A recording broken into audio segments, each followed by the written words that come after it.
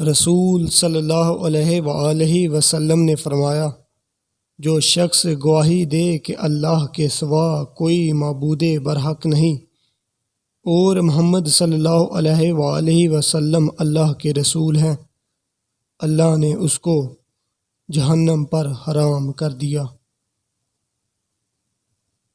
اس شخص کے لیے خوشخبری ہو جو اپنے نامہ اعمال میں بہت زیادہ استغفار پائے۔ جنت میں ایسے لوگ داخل ہوں گے جن کے دل چڑیوں کی طرح نرم ہوں گے۔ جس شخص نے نماز عشاء با جماعت ادا کی تو گویا اس نے نصف شب کا قیام کیا، اور جس نے نماز صبح یا با جماعت ادا کی تو گویا اس نے پوری رات کا قیام کیا۔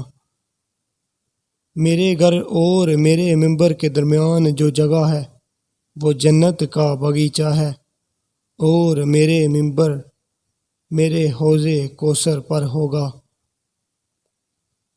لوگوں کو روز قیامت سفید سرخی مائل زمین پر جمع کیا جائے گا۔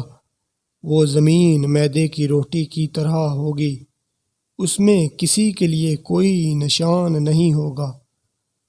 جنت کے 8 دروازے ہیں، ان میں سے ایک دروازے کا نام ریان ہے، جس سے داخل ہونے والے صرف روزہ دار ہوں گے۔